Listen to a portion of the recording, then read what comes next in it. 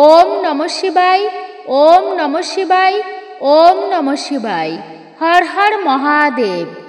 আজ হচ্ছে শ্রাবণ মাসের শেষ সোমবার, অর্থাৎ চতুর্থ সোমবার। শ্রাবণ মাস মহাদেবের অত্যন্তই প্রিয় মাস, আর শ্রাবণের সোমবার তা মহাদেবের খুবই প্রিয়। এই সময়ে শিবের পূজা করলে তিনি শীঘ্রই প্রসন্ন হয় ও ভক্তদের ডাকে সাড়া দিয়ে তাদের মনস্কামনা পূর্ণ করেন। পঞ্জিকা মতে আজ ধৃতিযোগে শ্রাবণের শেষ সোমবার পালিত হয়। যে কাজ ধৈর্য সহকারে করা উচিত তার জন্য ধৃতিযোগ সর্ব উৎকৃষ্ট। এর ফলে দীর্ঘমেয়াদী ফল লাভ করা যায়। তেমনি এই যোগে সপরিবারে শান্ত ও সংযত মনে শিব পূজা করলে তার সুফল লাভ করবেন আপনি। আজ শ্রাবণ মাসের শেষ সোমবার নিজের পরিবারের সঙ্গে মিলে শিব পূজা ও তার অভিষেক করুন। কিভাবে করবেন অবশ্যই এই ভিডিও থেকে আপনারা জানতে পারবেন। আপনারা জানবেন সিঁদুরে কোন কোন জিনিস মিশিয়ে রাখলে স্বামীর আয় উন্নতি বৃদ্ধি পাবে এবং সংসারে মা লক্ষ্মী দেবীর কৃপা হয়। বিশেষ করে এই শ্রাবণ মাসকে প্রভু শিবের মাস বলা হয়েছে। এই মাসে প্রভু শিব সমুদ্র মন্থন থেকে নির্গত গরল নিজে পান করেছিলেন। তাই শাস্ত্র অনুসারে এই শ্রাবণ মাসে এবং শ্রাবণের সোমবারে কিছু খাবার অবশ্যই বর্জন করা উচিত এবং এরই পাশাপাশি কিছু খাবার এই সময় অবশ্যই আমাদেরকে খাওয়া উচিত। এতে আমাদের জীবন থেকে দুঃখ, দারিদ্রতা, আর্থিক কষ্ট, বিভিন্ন সমস্যা, বাধাবিঘ্ন স্বয়ং মহাদেব তা হরণ করে নেয়। কারণ শিবপুরাণ ও লিঙ্গ পুরাণ অনুসারে যখন সমুদ্র মন্থন থেকে হলাহল বিষ নির্গত হয় সেই সময় বিষের প্রভাবে চতুর্দিকে হাহাকার পড়ে যায়, আর মহাদেব সেই ভয়ানক হলাহল বিষ পান করে সৃষ্টিকে রক্ষা করেছিল। আর সেই থেকেই মহাদেব নীলকণ্ঠ বলা হয়েছে তাকে। এই শ্রাবণ মাসে মানা হয় চতুর্দিকে এই বিষ নির্গত হয়েছিল, আর নির্গত হয়েছিল বলেই এবং এই শ্রাবণ মাসে প্রকৃতিতে বর্ষা থাকার জন্য এই মাসে কিছু খাবার বর্জন করা অবশ্যই আমাদের উচিত। এছাড়া সমুদ্র মন্থন থেকে বিষ নির্গত হওয়ার পরে আবার অমৃত উঠে আসে। তাই এই মাসে আমাদেরকে কিছু খাবার অবশ্যই গ্রহণ করা উচিত, যার ফলে আমাদের এই শরীর সারা বছর সুস্থ ও নিরোগ থাকবে। এই খাবার আমাদের গ্রহণ করার ফলে রোগ প্রতিরোধ করার ক্ষমতাও বৃদ্ধি পায়। আজকের ভিডিওটি খুবই গুরুত্বপূর্ণ হতে চলেছে আপনাদের জন্য। অবশ্যই মনোযোগ সহকারে আপনারা শুরু থেকে শেষ পর্যন্ত শ্রবণ করবেন। নমস্কার, আমি দীপা। দেশ ও দেশের বাইরে থেকে যে সকল দর্শকেরা এই মুহূর্তে ভিডিওটি অন করেছেন তাদের প্রত্যেককে সুস্বাগত জানাই রায়কিশোরী দীপা অর্থাৎ সনাতন ধর্মীয় তথ্যমূলক চ্যানেলে। আমি সর্বদাই চেষ্টা করি সনাতন ধর্মের এরকমই সকল গুরুত্বপূর্ণ বিষয়গুলি আপনাদের সামনে উপস্থাপন করতে, শেয়ার করতে। আসুন কিছুক্ষণ সময় প্রত্যেকে একসঙ্গে ধৈর্য ধরে আজকের এই গুরুত্বপূর্ণ বিষয় প্রসঙ্গে আমরা বিস্তারিতভাবে জেনে নিই। ভিডিওটি শুরু থেকে শেষ পর্যন্ত ভক্তি, শ্রদ্ধা ও ভালোবাসার সহিত অবশ্যই মনোযোগ সহকারে শ্রবণ করবেন। আশা করি আপনি উপকৃত এবং সমৃদ্ধ হবেন। ভিডিওটি যদি ভালো লেগে থাকে অবশ্যই একটি লাইক করবেন। কমেন্টে ভক্তি, ভালোবাসা ও শ্রদ্ধার সহিত হর হর মহাদেব, জয় শ্রীকৃষ্ণের জয় অথবা আপনার আরাধ্য দেবদেবীর নামটি একটি বারের জন্য হলেও লিখে জানাবার জন্য অনুরোধ রইল। অবশ্যই একজন সনাতনী বোনকে আপনারা সাপোর্ট করবেন আমি আশা রাখছি।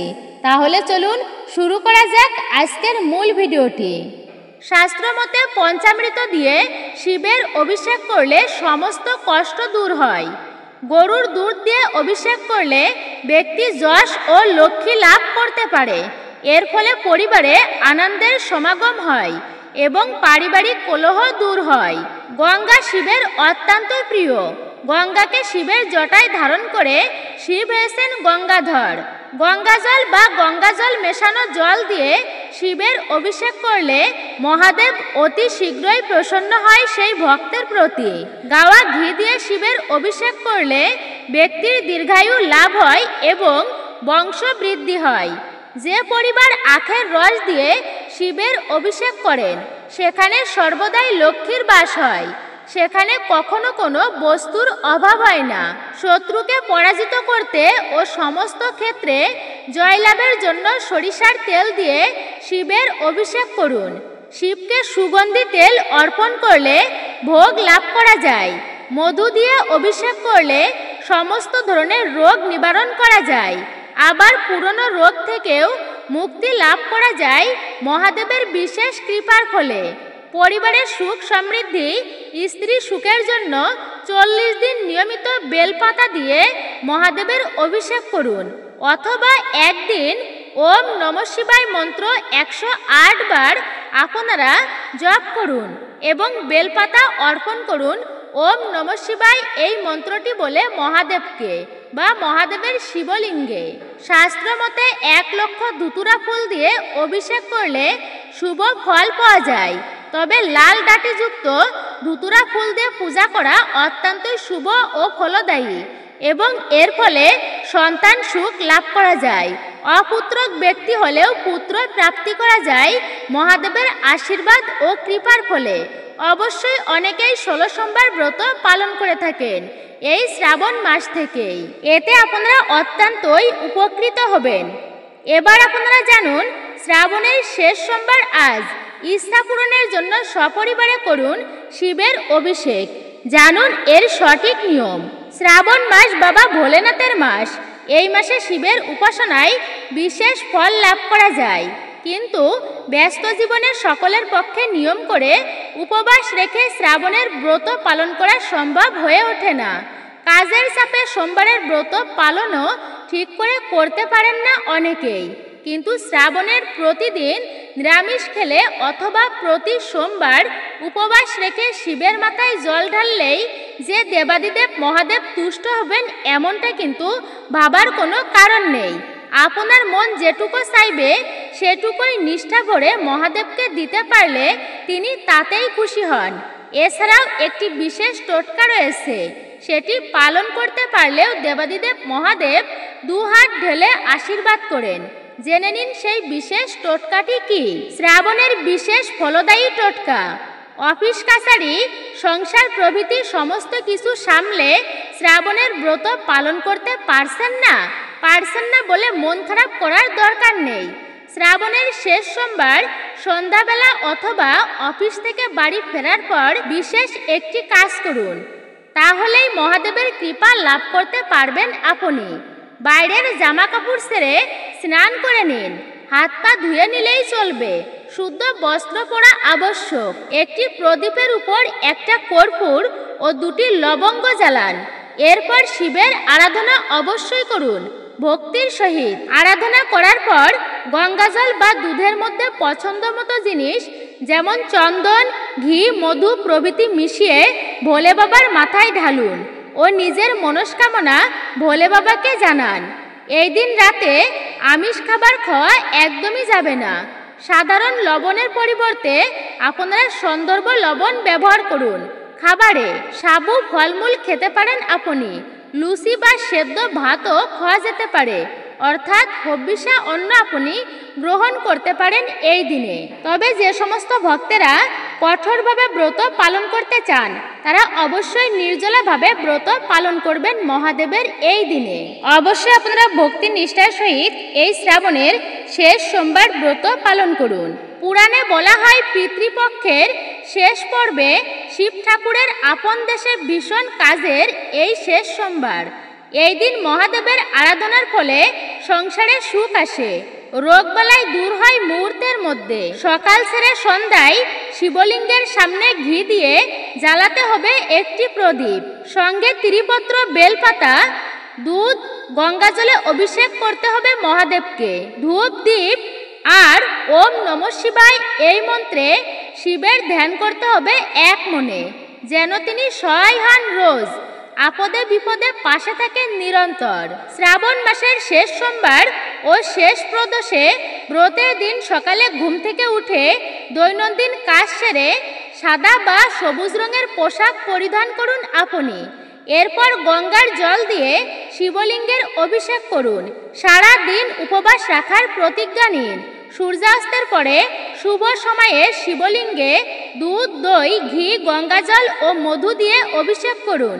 শিবলিঙ্গের উপর বেলপত্র, সাদা অক্ষত, ভাং, ধুতুরা, সাদা রঙের ফুল, কালো তিল এবং সাদা চন্দন নিবেদন করুন। শিবলিঙ্গে সাদা রঙের ফুল, কালো তিল এবং সাদা চন্দন নিবেদন করুন। শিবলিঙ্গকে অভিষেক করে পবিত্র করার পর গোটা পরিবার শিবের পূজা করুন। শেষে শিব চালিসা অবশ্যই পাঠ করুন। আর শিব চালিসা পাঠ করার পরে মহাকালের আরতি করুন আপনি ভক্তি সহকারে। এছাড়াও এই দিনে তিলক লাগান শিবলিঙ্গে এবং ফুলের মালা পরান। সাদা বস্ত্র, ফুল, বেলপাতা, ধুতুরা, আকড়া ইত্যাদি জিনিস এক এক করে অবশ্যই অর্পণ করুন। পূজা করার সময় ওম নমঃ শিবায় এই মন্ত্রটি মনে মনে জপ করতে থাকুন। এরপর আপনার ইচ্ছা অনুযায়ী মহাদেবকে ফল, মিষ্টি ইত্যাদি জিনিসের ভোগ লাগান এবং তার আরতি করুন। বিধিবিধান মেনে আরতি করার পর প্রসাদ সকল ভক্তদের মধ্যে বিতরণ করুন এবং সম্ভব হলে শিব চালিসা বা শিব স্তুতি ইত্যাদি পাঠ করুন। এমনটা করতে না পারলে কিছুক্ষণ ভজন গান শুনুন বা নিজে শিবের ভজন করুন। এইভাবে যে ভক্ত সোমবারে শিবজির পূজা অর্চনা করে তার সব সমস্যা দূর হতে পারে এবং জীবনে সুখ সমৃদ্ধি বজায় থাকে। প্রতি সোমবার এই পদ্ধতিতেই আপনারা পূজা করুন মহাদেবের। আসুন এইবার আমরা জেনে নিই বিস্তারিতভাবে কোন সেই খাবারগুলি। তো প্রথমত শ্রীফল বা নারিকেল। এই নারিকেলের মধ্যে সমস্ত প্রকার ভিটামিনের বাস, যা বর্ষাকালে আমাদের শরীর থেকে বিভিন্ন রকম জীবাণু, ব্যাকটেরিয়া এই সমস্তকে নাশ করে দেয়। ফলে আমাদের শরীরে রোগ প্রতিরোধ করার ক্ষমতা বৃদ্ধি পায়। তাই এই জন্য অবশ্যই এই সময়ে নারিকেল খেতে একদমই ভুলবেন না। আর নারিকেল হচ্ছে স্বর্গের ফল, অবশ্যই আপনি নারিকেল পান করুন, অর্থাৎ এই ফলটি আপনি গ্রহণ করুন। তো এবার জানবেন দ্বিতীয়ত হচ্ছে ডাবের জল। এই বর্ষাকালে ডাবের জল আমাদের শরীর থেকে বিভিন্ন রকমের জীবাণু নাশ করে। ফলে এই বর্ষা ঋতুতে ডাবের জলের মতো পানীয় আর দ্বিতীয়ত হয় না। এই জন্য আমাদের উপবাস করার সময় ডাবের জল পান করতে বলা হয়। তো এরপর হচ্ছে তেতো জাতীয় খাবার। বর্ষাকালে যদি আমাদের শরীরে কোনো প্রকার জীবাণু প্রবেশ করে তো এই তেতো খাবার আমাদের শরীর থেকে নানা রকমের জীবাণু নাশ করে দেয়। যেমন করলা, নিম পাতা, চিরতা পাতার রস, উচ্ছে। কারণ আমরা জানি যে বিষে বিষক্ষয় হয়। তাই এই সময়ে যদি আমরা এই খাবারগুলো খেতে পারি তবে শরীরের রোগ প্রতিরোধ ক্ষমতা বৃদ্ধি পাবে অবশ্যই। এইবার আপনারা জেনে নিন এই সময়ে কোন খাবারগুলো আপনারা ভুলেও খাবেন না। শিবপুরাণ অনুযায়ী এই পবিত্র শ্রাবণ মাস চলাকালীন বা এই পবিত্র সোমবার দিন, আজ হচ্ছে চতুর্থ সোমবার, তো অবশ্যই এই সোমবারে আমাদেরকে এই খাবারগুলি বর্জন করতেই হবে। আর তা প্রথমত হচ্ছে শাক জাতীয় খাবার। শ্রাবণ মাসে শাক না খাওয়াই ভালো। আর তো সোমবার হচ্ছে মহাদেবের বিশেষ দিন, আর এই দিনে ভুলেও শাক গ্রহণ করা একদমই উচিত নয়। কারণ এই সময় শাকের মধ্যে পুষ্টির তুলনায় বিষের পরিমাণ অধিক হয়। এই সময়ে যেহেতু বৃষ্টির সময়, ফলে এই সময়ে শাকের মধ্যে বিভিন্ন রকমের ব্যাকটেরিয়া, পোকামাকড় জন্মাতে শুরু করে। তবে যদি একান্তই আপনাদেরকে খেতেই হয় তবে ভালো করে শাক একটু কুসুম গরম জলে আপনারা ধুয়ে নেবেন, তারপর ভালোভাবে দেখে তাই রান্না করে খাবেন। এবং যে সমস্ত জিনিস কাঁচা দুধের তৈরি হয় তা বর্জন করতে পারলেই সেটা ভালো হবে আপনার পক্ষে এই শুভতম দিনে। এই মাসে আপনারা অবশ্যই কাঁচা দুগ্ধ এবং জল শিবলিঙ্গে অর্পণ করতে একেবারেই ভুলবেন না। একটি বেলপত্র অবশ্যই শিবলিঙ্গে অর্পণ করবেন, এতে মহাদেব অত্যন্তই প্রসন্ন হবে তার ভক্তের প্রতি। এরপর এই মাসে আপনারা একেবারেই বেগুন খাবেন না, কারণ বৈজ্ঞানিক অনুসারে এই মাসে বিভিন্ন ধরনের পোকামাকড় বিশেষ করে বেগুনে ধরতে শুরু করে। ফলে কিছু কিছু মানুষ আছেন যাদের বেগুন খাবার পরে চর্মে বিভিন্ন রকম অ্যালার্জি বা চুলকানি দেখা যায়। এরপর চতুর্থ, এই শ্রাবণ মাসের শেষ সোমবার আপনারা ভুলেও খাবেন না আমিষ জাতীয় খাবার, কারণ এই মাস স্বয়ং দেবাদিদেব মহাদেবের মাস। আর সোমবার তার বিশেষ দিন হচ্ছে। আপনারা এই শ্রাবণের শেষ সোমবার ভুলেও খাবেন না কোনো আমিষ জাতীয় খাবার। তাই এই মাসে বা এই পবিত্র সোমবার দিনে আপনারা ভুল করেও খাবেন না মদ্যপান। যদি আপনারা দেবাদিদেবের কৃপা প্রাপ্ত করতে চান তাহলে আপনারা কিন্তু একেবারেই এই সোমবারে ভুলেও খাবেন না এই সমস্ত খাবারগুলি। এই পবিত্র সোমবার বা শ্রাবণ মাসে ভুলেও কাউকে দান করবেন না এই জিনিসগুলো, নতুবা আপনারাই বাড়িতে দুর্ভাগ্যকে ডেকে আনবেন। ভগবান শ্রীবিষ্ণু নিজেই এই মাসকে পুরুষোত্তম বরদান করেছিলেন। এছাড়াও এই মাসকে দেবাদিদেবকে অর্পণ করা হয়। এই সময়ে মা পার্বতী ও প্রভু শিব এই মর্তলোকে আসেন ভক্তদের কৃপা করার জন্য। তাই এই পবিত্রপূর্ণ সোমবার দিনে বা শ্রাবণে বাড়ি থেকে দান করবেন না এই জিনিসগুলি। আপনাদের দুঃখ, দুর্দশা আর দুর্ভাগ্যকে আমন্ত্রণ জানাবেন না, ক্ষতি হবে আপনাদের। কারণ এই সময়ে গৃহ থেকে এই জিনিসগুলি দান করলে আমাদের সুকৃতি, সৌভাগ্য নাশ হয়ে যায়, আর তখন জীবনে এসে পড়ে চরম দুর্ভাগ্য।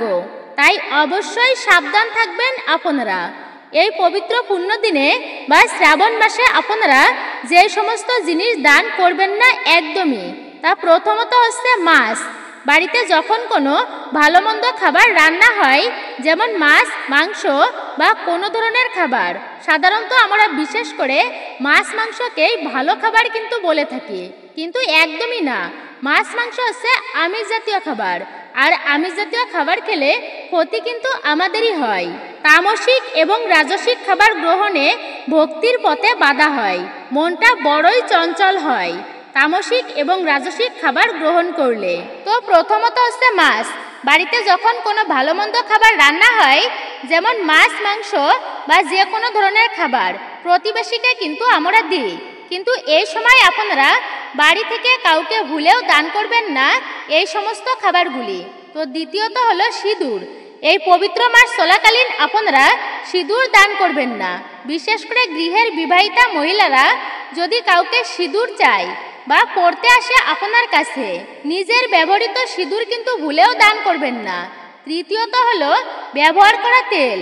জ্যোতিষশাস্ত্র অনুসারে ব্যবহার করা তেল কাউকে দান করলে বড় ঠাকুর অর্থাৎ শনি দেবতা প্রচণ্ড রুষ্ট হয়ে যান সেই ব্যক্তির প্রতি।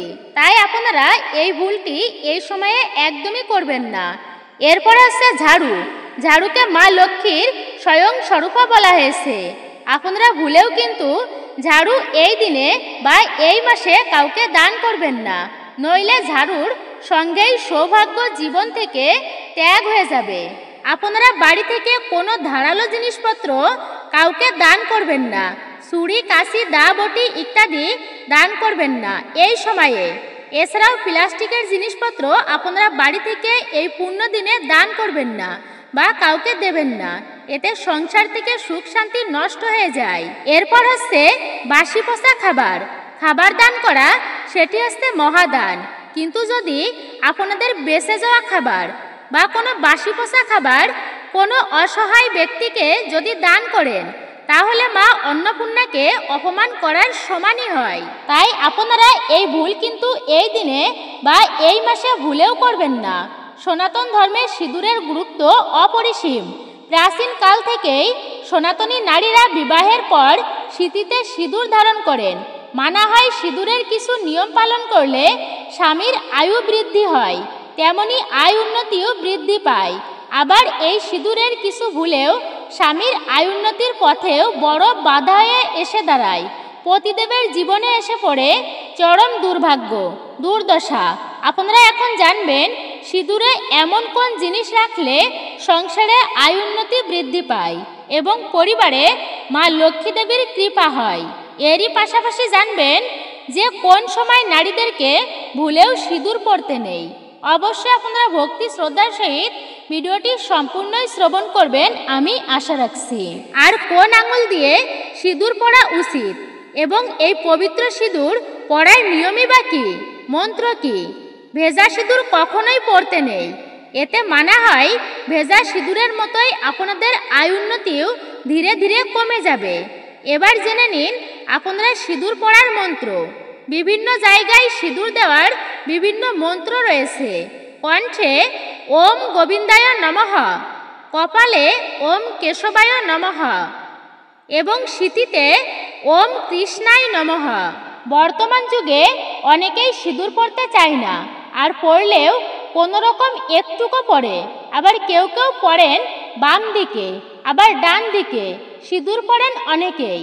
কেউ কেউ আবার সিঁদুরের পরিবর্তে অন্য কসমেটিক্স ব্যবহার করে সিঁদুরের মতোই দেখতে, কিন্তু এমনটা করা একদমই উচিত নয়।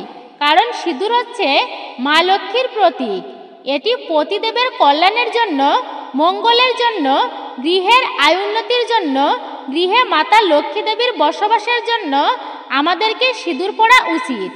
এরপরে অন্য কোনো ব্যক্তির মানে দ্বিতীয় ব্যক্তির কেনা টাকায় কিন্তু আপনারা সিঁদুর একদমই পরবেন না, এবং নিজের সিঁদুর আপনারা কারোর সাথে ভাগাভাগি করবেন না। এছাড়াও আপনারা বিধবা মহিলাদের সামনে সিঁদুর একদমই পরবেন না, এতে তারা মনে মনে কষ্ট পাবেন। তাদের দুর্ভাগ্যকে আপনি না জেনেই নিজের ভাগ্যে ডেকে আনবেন। এরপরে যদি আপনার হাত থেকে সিঁদুর পড়ে যায় তবে আপনারা কি করবেন? শাস্ত্রমতে হাত থেকে সিঁদুর পড়ে যাওয়া এটা একেবারেই শুভ লক্ষণ নয়, এটি হচ্ছে অশুভ লক্ষণ। তাই অবশ্যই আপনারা এই সময়ে একটুকু সতর্ক থাকবেন এবং সেই সিঁদুরের উপরে আপনারা অল্প পরিমাণে কিছুটা তেল ফেলে দিন। তারপর কাপড় দিয়ে সেই সিঁদুর তেল ভালোভাবে মুছে পরিষ্কার করে একটি গাছের গোড়ায় গিয়ে তারপরে সেই কাপড়টি আপনি ফেলে দিন। জানতে বা অজান্তে এই ভুলের জন্য ক্ষমা প্রার্থনা করবেন। এরপরে গৃহে সুখ শান্তি বৃদ্ধির জন্য, স্বামীর উন্নতির জন্য মাতা পার্বতীকে বা দুর্গা দেবীকে কিছুটা সিঁদুর অর্পণ করে সেই প্রসাদী সিঁদুর থেকে আপনারা কিছুটা পরিমাণ সিঁদুর নিয়ে নিজেদের সিঁদুরে মিশ্রিত করে সেই সিঁদুর আপনার পতিদেবের কল্যাণের কথা চিন্তা করে প্রতিদিন পতির উন্নতির কথা ভেবে তাই সেই সিঁদুর আপনি ব্যবহার করবেন।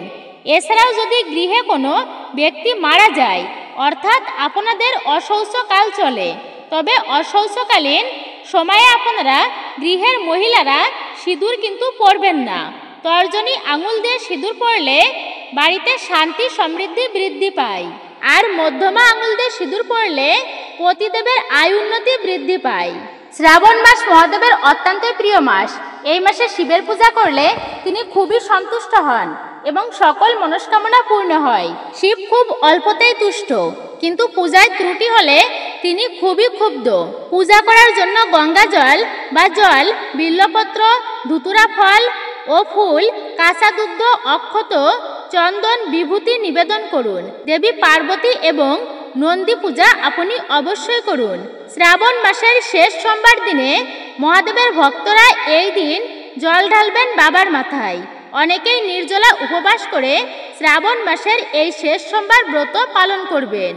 ভোলেনাথকে তুষ্ট করতে ফলমূল দিয়ে পূজা দেন, কিন্তু জানেন কি বসে না দাঁড়িয়ে কিভাবে জল ঢালা উচিত বাবার মাথায়? শিবলিঙ্গে জল ঢালার সময়ে ভুলেও দাঁড়িয়ে আপনারা থাকবেন না। নিয়মে বলছে শুধু শ্রাবণ মাসেই নয়, বছরের যে কোনো সময়ে শিবলিঙ্গে জল ঢালার সময়ে বসে ঢালা উচিত, একান্ত পায়ে কোনো সমস্যা না থাকলে। কিন্তু কেন দাঁড়িয়ে শিবলিঙ্গে জল ঢালা যায় না? হিন্দু ধর্মাবলম্বীদের বিশ্বাস দাঁড়িয়ে জল ঢাললে মহাদেব রুষ্ট হয়। অনেকেই এও বিশ্বাস করেন দাঁড়িয়ে জল ঢাললে ভোলে বাবা কারোর মনস্কামনা পূর্ণ করেন না। শিবলিঙ্গে জল ঢালার আরও বেশ কিছু নিয়ম রয়েছে। জল ঢালার সময়ে মহাদেবের ভক্তের মুখ উত্তর দিকে থাকা উচিত। শিবলিঙ্গে ভক্তি ভরে জল ঢালার জন্য স্টিলের পাত্র ব্যবহার না করে সর্বদাই তামা বা ব্রোঞ্জের পাত্র বেছে নেওয়া উচিত। শিবলিঙ্গে জল ঢালার সময়ে ওম নমঃ শিবায় এই মন্ত্র জপ করা উচিত, আর সর্বদাই ডান হাতে জল ঢালা উচিত শিবের মাথায়। নির্জলা উপবাস রেখে শিবের পূজা করলে অত্যন্তই ভালো ফল পাওয়া যায় বলে বিশ্বাস করেন বাড়ির মহিলারা এবং শিব ভক্তেরা। তবে এই উপবাস পুরুষ মহিলা নির্বিশেষে প্রত্যেকেই করতে পারেন। শ্রাবণ মাস মহাদেবের প্রিয় মাস। এই মাসে শিবের পূজা করলে তিনি খুবই সন্তুষ্ট হন এবং সকল মনস্কামনা পূর্ণ হয়। কিন্তু খুব অল্পেই মহাদেব তুষ্ট। কিন্তু পূজায় যদি ত্রুটি হয় তবে তিনি অল্পতেই ক্রুদ্ধ হয়ে যান।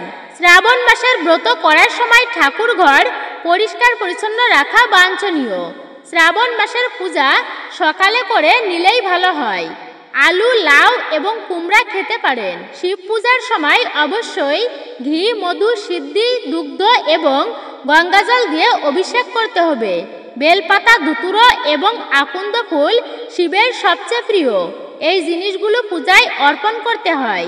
শিব পূজার সময় শিবলিঙ্গে আতপ চাল বা জব অর্পণ করলে শুভ ফল পাওয়া যায়। শিব পূজা করার আগে সূর্যদেবকে জল অর্পণ করা খুবই শুভ। তুলসী পাতা শিব পূজায় একদমই ব্যবহার করবেন না আপনারা। কেতকী ফুল এবং চম্পা ফুল ভুলেও ব্যবহার করবেন না শিব পূজায়। পূজায় সবকিছু সাদা রঙের জিনিস ব্যবহার করার আপনি চেষ্টা করবেন। সনাতন হিন্দু ধর্মে হলুদকে খুবই শুভ বলে মানা হয়, কিন্তু শিবের পূজায় ভুলেও হলুদ ব্যবহার করবেন না। হলুদকে সাজগোজের উপকরণ হিসেবে ব্যবহার করা হয়। সেই কারণে বিয়ের আগে পাত্রপাত্রীর গায়ে হলুদ দেওয়া হয়ে থাকে। কিন্তু মহাদেব হলেন আদিযোগী। কোনো রকম প্রসাদনের সঙ্গে জটা জুটোধারী গায়ে ভস্ম মেখে থাকা মহাদেবের কোনো সম্পর্ক নেই। সেই কারণে শিবের পূজায় ভুলেও কিন্তু হলুদ ব্যবহার করবেন না। জ্যোতিষশাস্ত্র অনুসারে শিবলিঙ্গে হলুদ লেপন করলে কোষ্ঠীতে চন্দ্রের অবস্থান খুবই দুর্বল হয়। মহাদেবের পূজায় ভুল করেও কুমকুম নিবেদন করতে নেই। মহাদেব নিজের গায়ে ও কপালে ভস্ম লেপন করে থাকেন, তাই কুমকুম তিনি পছন্দ করেন না। কুমকুম হলো নতুন বিবাহিত মহিলাদের অলংকার, তাই মহাদেবকে এটি ভুলেও কিন্তু নিবেদন করা উচিত নয়। মহাদেবের পূজা করার সময় ঘরে আপনারা শাঁখ বাজাবেন না বা পূজার আসনের কাছে আপনারা শঙ্খ বা শাঁখ রাখবেন না। পুরাণ অনুসারে মহাদেব শঙ্খচূড় নামক এক দানবকে বধ করেছিলেন। ওই দানবের প্রতীক ছিল শাঁখ। এই দানব ছিলেন শ্রীবিষ্ণুর ভক্ত, অর্থাৎ শঙ্খচূড় ছিল তার নাম। সেই কারণে নারায়ণ ও অন্য দেবদেবীর পূজায় শঙ্খ বাজানো হলেও মহাদেবের পূজায় শঙ্খকে নিষিদ্ধ করা হয়েছে। তুলসী গাছকে মা লক্ষ্মীর এক রূপ বলে মনে করা হয়, আর লক্ষ্মী হলেন নারায়ণের স্ত্রী। সেই কারণে শিব পূজায় তুলসী পাতা নিবেদন করবেন না। শিবলিঙ্গে জল খুবই শুভ। শিবলিঙ্গে জল ঢাললে তিনি প্রীত হন, কিন্তু ভুলেও নারিকেলের জল নিবেদন করবেন না আপনারা। তবে গোটা নারিকেল শিবলিঙ্গে নিবেদন করা যেতে পারে, কিন্তু ভুল করেও আপনি শিবলিঙ্গে তুলসী পত্র অর্পণ করবেন না। হর হর মহাদেব। তো মূলত এটাই ছিল আমাদের আজকের ভিডিওটি আপনার কাছে কেমন লাগলো তা মূল্যবান কমেন্ট করে জানাতে একদমই ভুলবেন না। যদি ভালো লেগে থাকে তাহলে অবশ্যই একটি লাইক করবেন। কমেন্টে ভক্তি, ভালোবাসা ও শ্রদ্ধার সহিত হর হর মহাদেব, জয় শ্রীকৃষ্ণের জয় অথবা আপনার গুরুদেবের নামটি একটি বারের জন্য হলেও লিখে জানাবার জন্য অনুরোধ রইল। চ্যানেলে নতুন হলে অবশ্যই চ্যানেলটি সাবস্ক্রাইব করবেন। পাশে থাকার নোটিফিকেশন বেল বাটনটি অল করে দিবেন। সকলে ভালো থাকুন, সুস্থ থাকুন, পরম করুণাময় ঈশ্বরের অশেষ কৃপায়। অবশ্যই একজন সনাতনী বোনকে আপনারা সাপোর্ট করবেন, আমি আশা রাখছি।